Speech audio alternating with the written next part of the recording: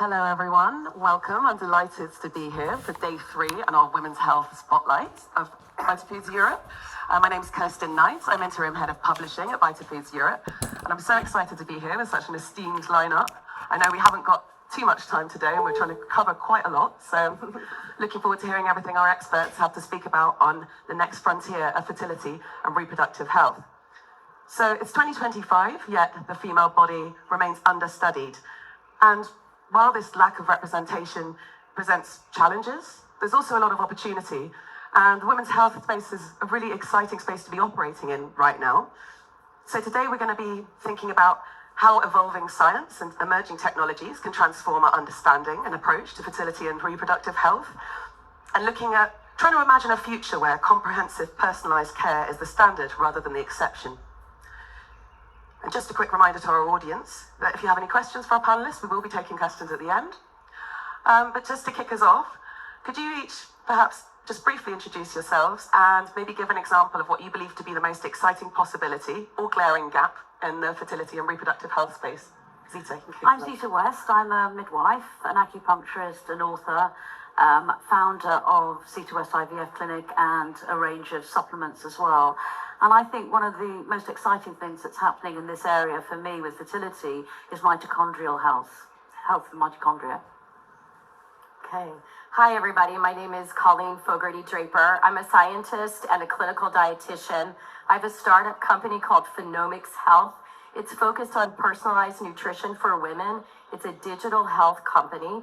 And I also do consulting in actually supplement design and scientific credibility with a particular focus in women's health, where I see that there is a lot of unique and interesting opportunity in this space is in scientific wellness.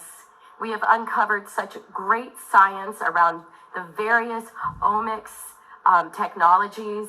We've advanced ourselves in many ways digitally, and now we're in a position where we can really utilize all of this great technology to personalize women's health on a nutrition and wellness level.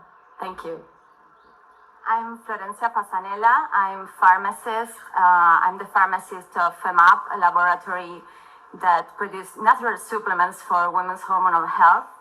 And I am excited about the possibility of more individualized treatments and also more integrative treatments. But I also see a glaring gap speaking about libido, because libido is something that truly affects the quality of life of women and also our reproductive health. So I think it's an important thing we should learn more about. We also work about libido in our laboratory, not only with supplements, but also with education. So I think that's an important key to see. Mm-hmm. Hello, I'm Colin Murdoch. I'm from the School of Medicine, University of Dundee. I'm a researcher in maternal health and placenta function.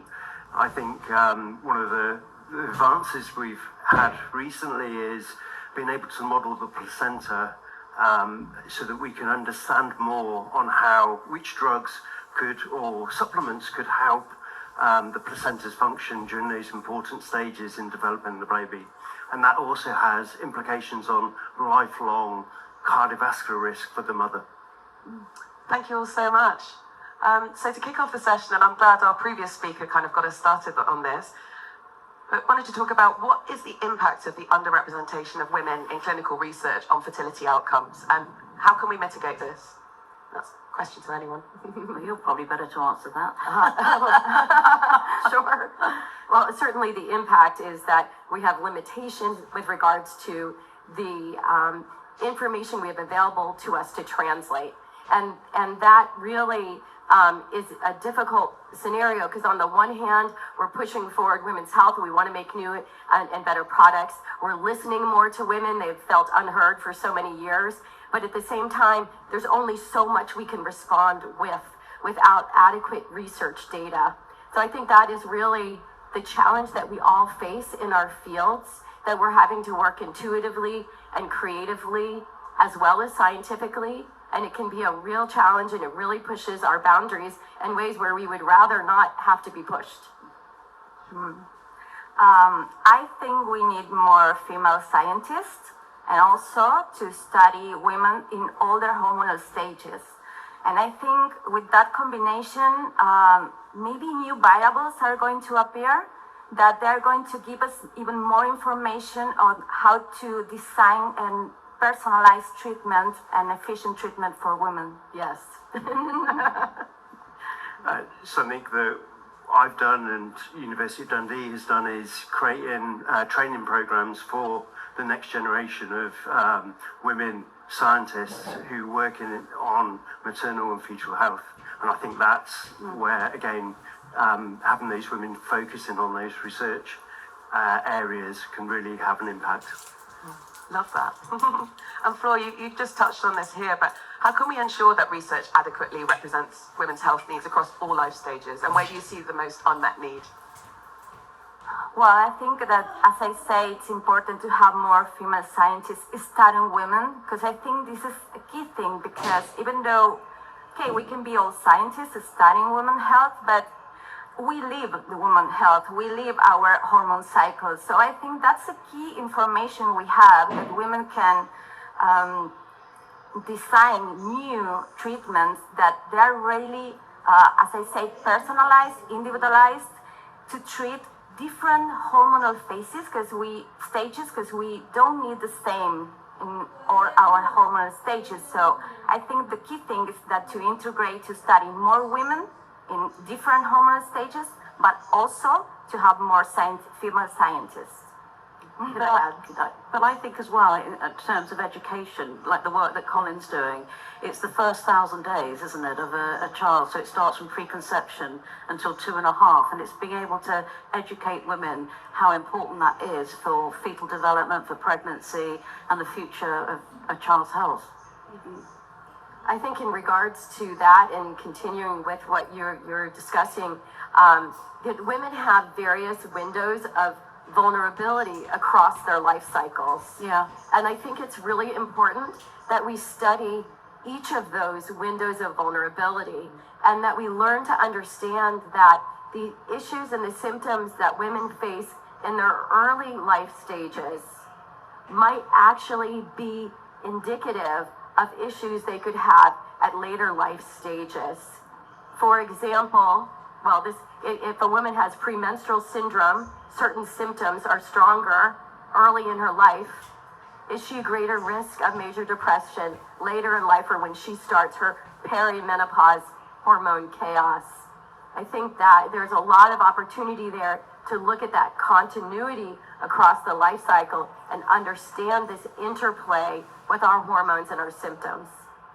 But I think one of the difficult things that I have in my role in fertility is that young women go on the pill around 15. They don't come off until they're 34 or 35. So you have no idea. They have no idea about their bodies, their cycles, or any underlying factors that, may have happened. Mm-hmm.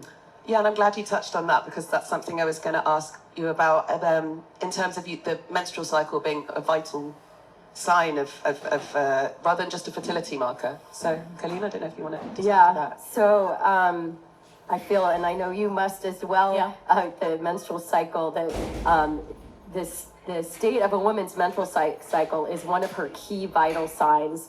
Every woman that has had several of these cycles knows, they already intuitively know that when their cycle is different, something different happened the month before. Maybe they traveled a lot, or maybe they ate a lot of junk food, or maybe they drank a lot. And those kinds of environmental influences can then influence that state of the cycle. And the problem is that as clinicians, we've not historically reinforced that. Medical training did not reinforce that for us.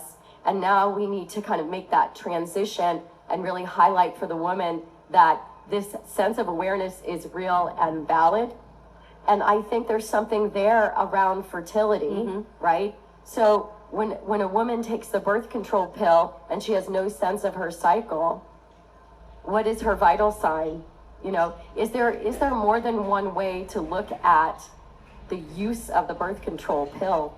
It might be something where we say, you know what, use it for this period of time and go off of it and get to know your cycle and your rhythms and follow your nutrition and how you can impact how you feel, because that might be your ticket to fertility later. Yeah, but also it's education. For a lot of women, they'll say to me, I want to sort of wait 3 months to try for a baby till I come off the pill. But the studies show that you're more fertile when you sometimes come off the pill. So I tell them, start straight away. Don't wait.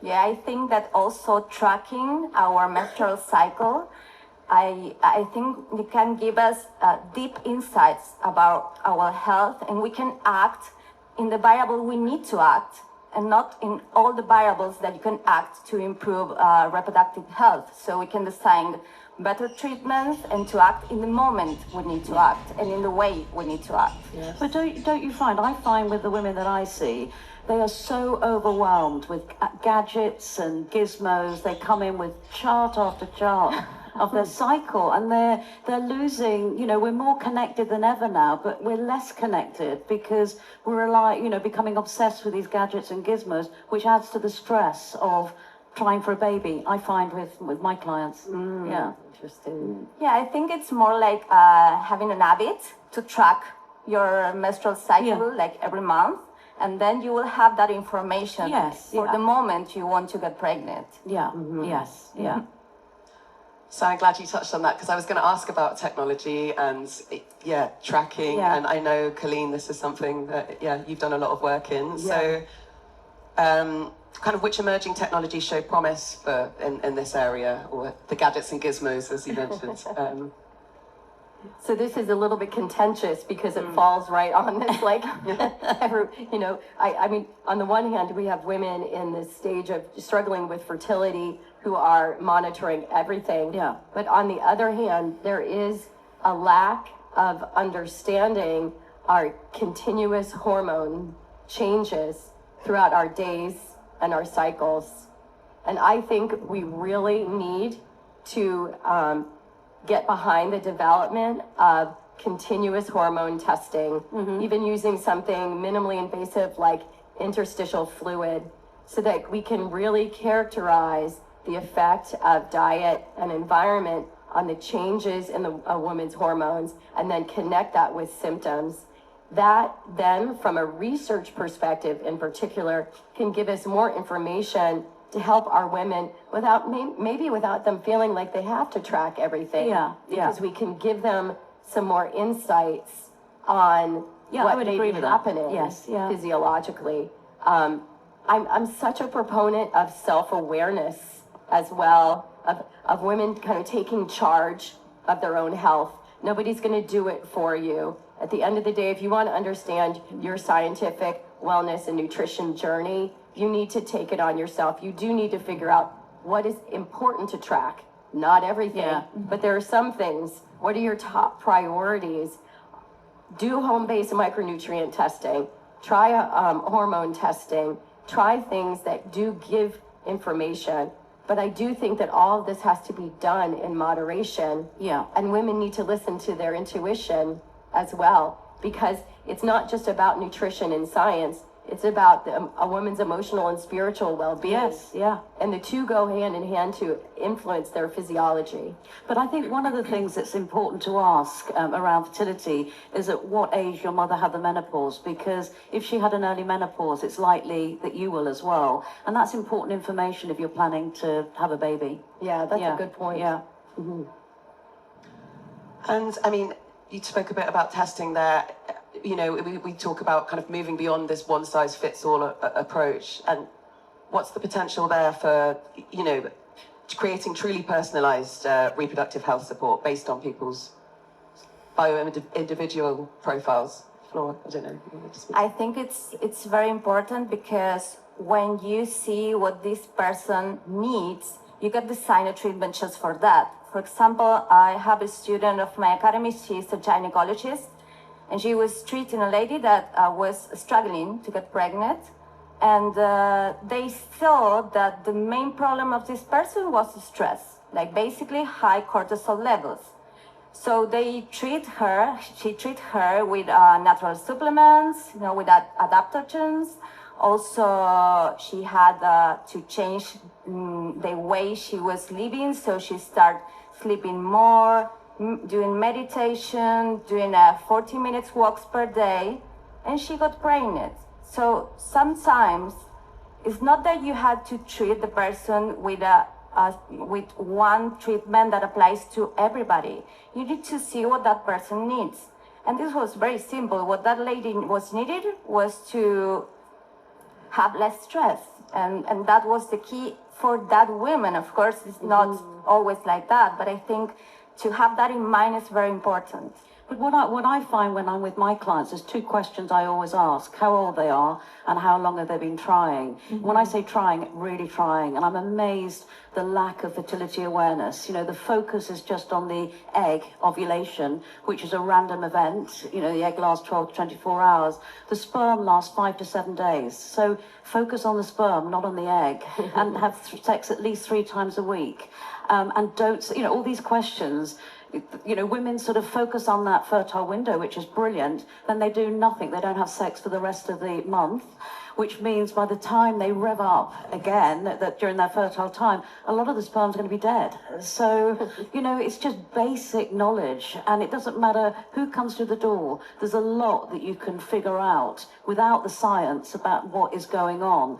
And the other sad thing I see, there's a lot of performance anxiety around men because women become obsessed with ovulation and, you know, that day. So when a man gets back from work at 6 o'clock in the evening, it's probably the last thing he wants to do, but then performance anxiety enters the room and nothing happens, you know. So there's a lot to sort out in a relationship as well when you've been trying for a while. And my plan is always plan A, to get pregnant naturally, depending on how old you are, and plan B is looking at a more assisted route. But you've got to tick those boxes that you've done everything you can naturally. And like you agree, I agree, lifestyle, stress, nutrition, diet, all of these are key players, because fertility is a whole body event. It's not just something that happens in the fallopian tubes. All of our systems are interconnected. So, and if I can add to that, we did a personalized nutrition study. We collected hormone health symptoms, but the women were advised based on their nutrient biomarkers, not based on their hormone health symptoms. And we saw an 85% improvement in symptoms. Yeah. Not even targeting hormone health, just targeting the nutrition. Yeah, really interesting. And obviously, Colin, you're an expert in, you know, placental health, and what about the individuality there? How do current models account for that, and you know, what needs more attention? Well, we're making advances in that. The tests haven't been done yet, really, to look at different groups of women. Preeclampsia, for example, is, you know, the burden really is with people from Africa, sub-Saharan Africa, India, and we really haven't looked at the ethnic differences in the placenta makeup. The placenta is a huge, complex organ. It's the only organ that comes from 2 different people. It's doing a lot of work for the developing baby, working as a kidney, heart, liver, and so it's very difficult to model, very difficult to understand, but that's an area we need to advance in. We can use stem cells to try and mimic a placenta from different backgrounds to try and give that personalized medicine. And that would be a great advance forward if we could be predictive of how the placenta could work in a woman. Interesting. So, just moving on now to think a little bit about ingredients and R&D. I mean, we're obviously seeing a surge in women's health supplements, especially in trending formats like gummies. I think it's seen everywhere at the show. But I know, Colleen, you spoke to me about this gap between kind of marketing promises and the efficacy of products. So what are your thoughts on the industry's responsibility to deliver supplements with kind of clinically relevant dosages and quality ingredients? And how can brands differentiate themselves in this market and create meaningful products? Thank you for that question. And I'm thinking about Jennifer Cooper's lecture just before us, because she showed us a lot of supplements. And my first thought in looking at the pictures of those supplements was, which ones are real? Which ones have adequate dosages, adequate nutrient formats, that are therapeutic and have been tested in women for the claims that they're making. So I've had the luxury of traveling to many countries to meet with manufacturers to build women's health supplements with a science-based mindset. And what I see time and time again, and this has been particularly with gummy manufacturers, is that the manufacturers get really caught up in what version, what form of ingredient is most stable in their matrix and how much they can put in. And they lose sight of the actual science and therapeutic benefit that they're trying to achieve in making the supplements. And I've spent a lot of time this last year actually working with manufacturers and trying to find the right ones they're actually willing to put in the science-based ingredients. So everyone doesn't do it, and it can be done. We don't have to wait for regulations to do that. All we have to do is work with scientists and formulators. So I just want to throw that encouragement out to any of you that work in this manufacturing supplement making sector, that we really need to call to action the science and health benefits that we can get from these supplements. When we're talking about women who feel like they haven't been heard and we're making supplements that are no therapeutic value, we're actually poisoning the well for the opportunity for women to benefit from nutrition supplements and improve their hormone health across the life cycle. Thanks. Zita, what nutrients would you say are most important for fertility? And I think there's many nutrients that are important for fertility, but you know, fertility and reproduction takes energy, so energy is a huge factor. And for many women, they are overwhelmed, they're stressed, they're dealing with uncertainty, you know, they don't know how long it's going to take them to get pregnant. And, you know, it's educating them that if you're not sleeping right, if you're stressed, you're using up energy and you're depleting vital nutrients that are needed for fertility. So I think fertility starts in the gut. You know, so many women I see have got IBS, diarrhea, constipation, anxiety. And if you aren't getting the nutrients absorbed to make the hormones, then, you know, you're on to a losing start. But, you know, energy is important as well, because when you think of the energy that's involved in growing an egg, ovulating an egg, a mature egg, making an embryo, that requires a lot of energy. And if you're going through IVF, you're looking to make 12 to 15 eggs. So, you know, the key nutrients for me are that you can't get from food alone are vitamin D, omega-3, but also ubiquinol. Ubiquinol is so important for mitochondrial health, and the mitochondria are the powerhouse of the egg. The egg is 550 times bigger than the sperm. So it's got a huge mitochondria. So if you look at a woman doing IVF who needs 12 to 15 eggs, there's 100,000 mitochondria in each egg. That's 1,200,000. And you can't get it from food alone. So you'd need to eat 3 kilograms of meat a day, 10 kilograms of broccoli, and probably 2K of sardines. Now, who's going to eat all of that? And so, you know, that's mitochondria is absolutely key. And it's interesting that the mitochondrial DNA is passed down from the mother, not from the father.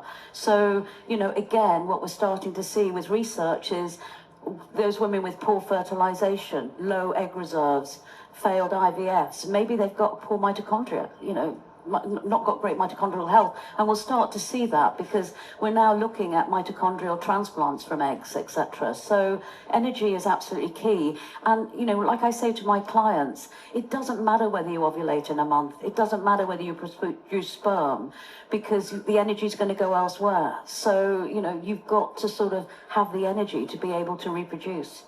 And that comes from ubiquinol. And I don't know, we just touched on the guts, and yes. I know you spoke to me before about the kind of gut hormone axis and fertility outcomes. So could you speak a little bit to that? Yeah, I think it's very important because our microbiota is very deeply connected with our hormones. In fact, when we have this biosis, we are going to have inflammation and systemic inflammation. And our microbiota also is connected with our hormonal levels, because this systemic inflammation is going to affect also the liver and the way the liver metabolizes hormones. So it's all connected, and it's very important, especially when we have endometriosis, PCOS, and of course fertility problems. So I think that if we are speaking about women's reproductive health, we have to take care of our gut health and our microbiome, definitely. And Colin, what about supplement support when it comes to placental health? Yeah, well, there's a lot of evidence for folate, vitamin B12, really for the development of the baby. It's a bit more tricky to understand which one of those supplements can support the placenta itself, but there is some really good studies showing that uploading with vitamin B12 and folate before pregnancy, before the placenta starts to develop, then you get a more heavier placenta, and that is obviously more healthy for the baby. But it's a key area that we really need to advance forward, because we really don't know which supplements can support the placenta in the different stages of its development.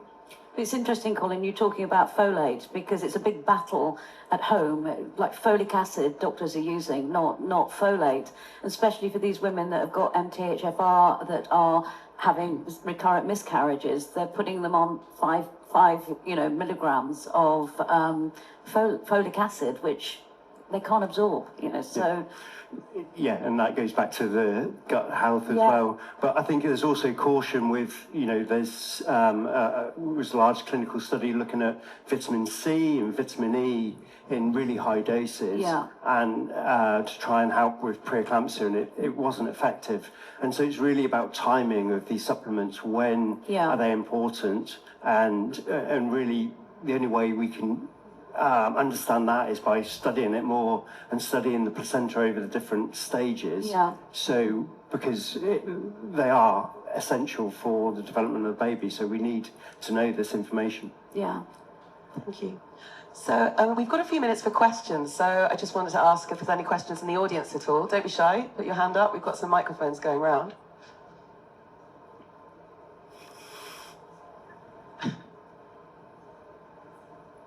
Good morning. Thank you for your discussion.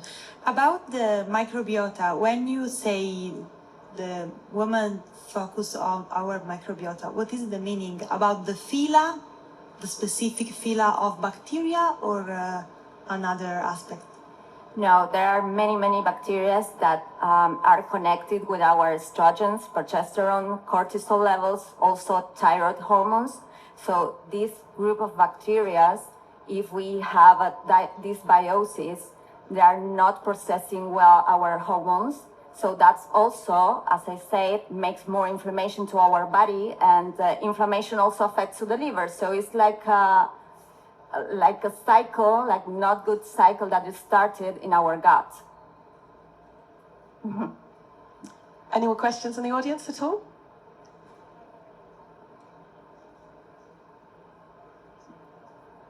No, we can't hear you. Sorry. We speak about fertility, and I understand indeed for women it's very important, and we need even more science for women. But fertility, it's a couple affair, and I would like to know if it's possible to have a kind of duo solution because it's for partner. Usually it's for the man and the woman, because at the end, heard that lady, usually, you have some kind of, it's not my fault, it's your fault, and at the end is the lady who is handling everything. While when you have a duo, it may be useful also, and less stress for the partners, isn't it? A solution for male and female. Yeah, it's 50-50. I mean, it used to be considered just the woman, but for the man, you're absolutely right. And I think the one role, like men are really bad at taking supplements, I have to say. They're absolutely terrible at taking supplements. So, you can't push them. But when a sperm result comes back and they say it's normal, it's yes, everything looks normal, but it's the genetic quality of the sperm that's important. And, what I say to the men is, the most important role you have in life is to deliver what I call the crown jewels, the genetic material into the egg. So you've got to do the best you can to make this happen. So you are right. I mean, the same nutrients like ubiquinol, omega-3, vitamin D are just important for the man. And something else I remembered when you were talking about the gut microbiome, there's also a vaginal microbiome, which is increasingly important, which needs lactobacillus. And that really, really helps with UTIs, bacterial vaginosis. And there are some studies to show it can help with implantation as well. But also the sperm have a microbiome. So again,